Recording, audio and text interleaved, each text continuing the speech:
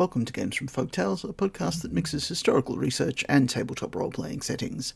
I'm your host, Timothy Ferguson. This week, we return to Mythic Cheshire and to the Longdendale Tales by Thomas Middleton. We are again struck by the overabundance of folk magicians in Longdendale.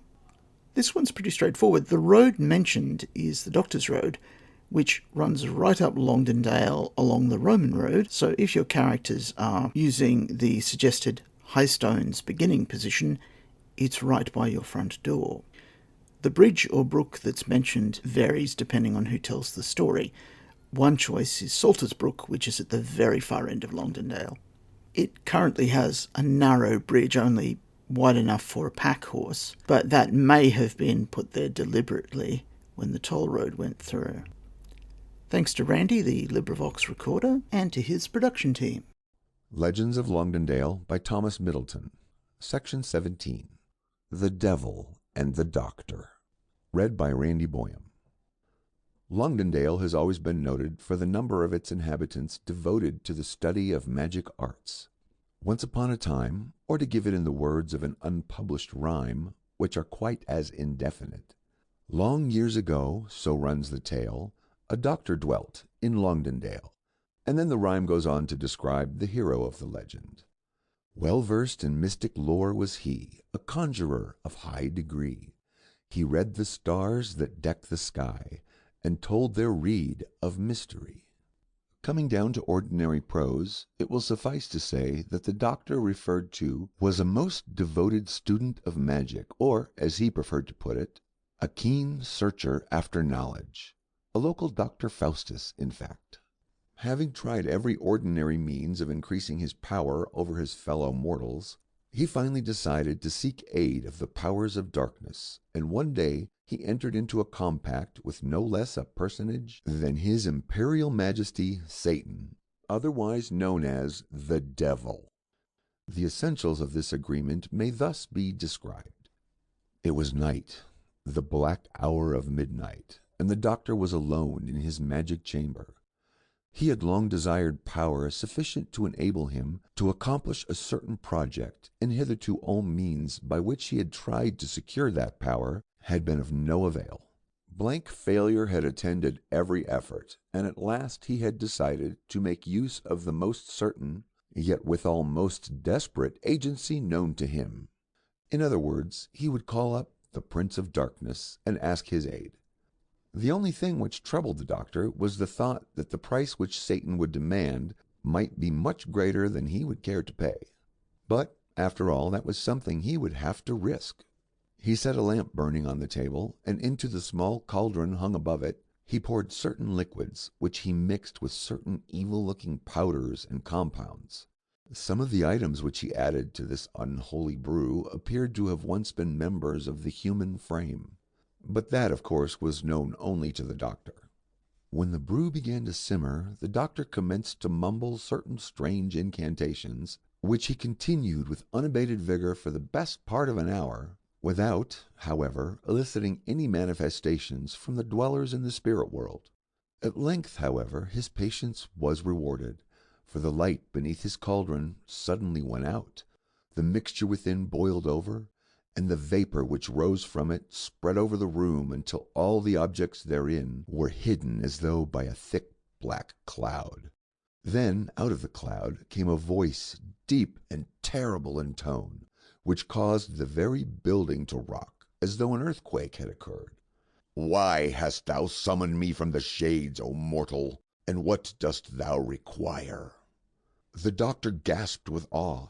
He almost felt afraid to address the dreadful spirit which his own incantations and rites had brought from the underworld. At length he screwed up sufficient courage to proceed, and said, "I would have the possession of certain powers, O thou dread spirit." "And of what nature are they?" asked the spirit. Whereupon the worthy doctor commenced a long explanation into which we need not enter, setting forth his evil desires, and begging the devil to aid him. "Thou shalt have all that thou requirest, and more," said the devil when the doctor had come to an end of his requests. "That is, providing thou art prepared to pay the price." "And the price is?" ventured the doctor, trembling.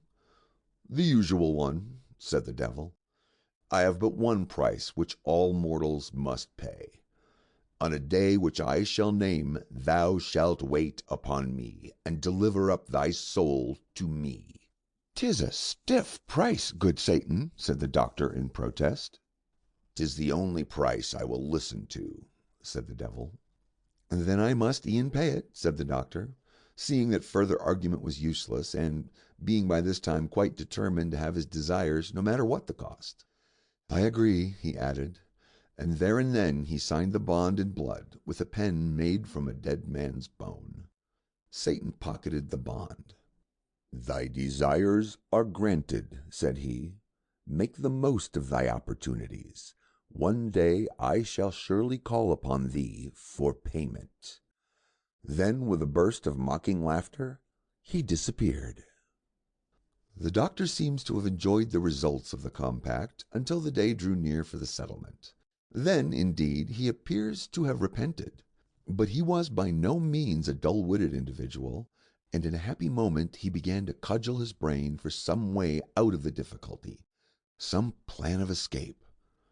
Before long his face brightened, a gleam of hope shone on it, and at length he seemed to see his way clear. He received the formal summons of Satan with a knowing smile, and when the day at last arrived, set out in good time to keep his unholy tryst. In the language of the rhyme, "Now rapidly along he sped Unto a region waste and dead, And here at midnight hour did wait His sable majesty in state." The devil appeared, seated upon a coal-black charger, which was of the purest breed of racing nags kept specially for the Derby day of the infernal regions. Satan was very proud of his horse. He was open to lay any odds on its beating anything in the shape of horseflesh that could be found on earth. Judge then of the devil's surprise when the Longdendale doctor offered to race him. It should be stated that the doctor had ridden to the place of meeting on a horse which was bred in Longdendale, though the trainer's name has unfortunately been lost. At first Satan laughed at the impudence of the proposition, but after some little haggling, he at length agreed to the doctor's conditions. The conditions were that the devil was to give the doctor a good start, and that the latter was to have his freedom if he won the race. "I am unduly favoring thee," said the devil. "I do not as a rule allow my clients a single minute's grace when payment falls due, and I do not reckon to let them bargain as to other means of payment. But for all that, I do not see why I should not make merry at thy expense. I am not altogether as black as I am painted, and if it will give thee any comfort to imagine thou hast a chance of escape, why, then get on with the race." Acting upon the above agreement, a start was made, and the course was along the road now known as Doctor's Gate. The contest was most exciting. Prose can scarcely do justice to the occasion, but we will endeavor to give some account of the strange contest. The devil good-naturedly conceded a big start, for, of course, he felt quite certain of reaching the winning post first, and when the signal was given, he went full cry in pursuit. Away the coursers sped like wind, the doctor riding with grim countenance and teeth firmly set, ever and anon casting an anxious look behind him, and now looking as anxiously in front. Meanwhile the devil rode in approved hunting fashion, with many a loud halloa, which made the very mountains shake as though a thunder peal was sounding. His horns projected from his head, his cloven feet did away with the necessity for stirrups, and he lashed the flanks of his coal-black charger with his tail in lieu of a whip. Slowly but surely the devil gained upon the doctor. Inch by inch the black steed drew nearer the Longdendale hack, until at length the devil, by leaning over his horse's head, was able to grasp the tail of the doctor's horse. With a loud burst of fiendish laughter, Satan began to twist the tail of the Longdendale horse, until at last the poor beast screamed with pain and terror. This greatly amused the devil, who twisted the tail all the harder, so that the doctor's horse, goaded almost to madness, plunged along faster than before, and in its fright took a mighty leap into a running stream which dashed brawlingly across the path. All too late Satan saw his danger. He held on to the beast's tail and tugged with all his might. For a second the contest hung in the balance, and the result seemed doubtful. But luckily for the doctor, the tail of the horse came off, torn out by the roots. The devil's steed fell back on its haunches, and the doctor's charger plunged safely through the flood and gained the opposite bank.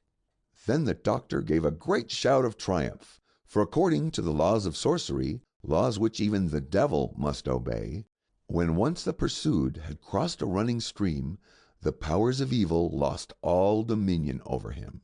Thus, by a combination of skill, cunning, and good luck, the Longdendale doctor outwitted the devil.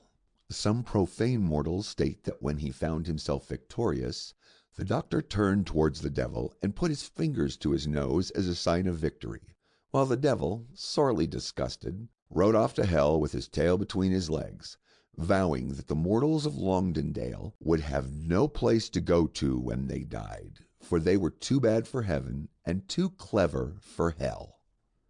Author's note: the road known as the Doctor's Gate, mentioned in the above story, runs across a portion of Longdendale. In reality, it is part of the old Roman road from Melandra Castle, Gamesley, to the Roman station at Bruff in the Vale of Hope. With reference to the main incident of this legend, the following quotation from Sir Walter Scott will be found of interest.